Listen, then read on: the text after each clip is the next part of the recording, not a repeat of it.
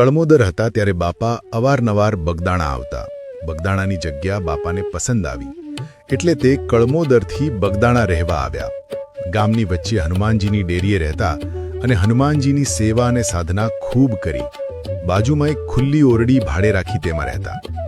બાપાની જમવાની થાળી હરજીવનભાઈના ઘરેથી આવતી એને આખું ગામ મોટા ભાઈ તરીકે ઓળખતું. એક દિવસ સવારના પોરમાં એક સેવકને બાપાએ કહ્યું કે ભાઈ 4-5 રકાબી ચા બનાવો ને. 4-5 રકાબી ચા બનાવીને પીધા. આટલી વારમાં 10 બીજા માણસો આવ્યા. બાપાએ કીધું આ બધાને પણ ચા આપો. ચા પીવાઈ ગઈ ત્યાં બીજા 15 માણસો આવ્યા. એ બધાને પણ ચા આપી.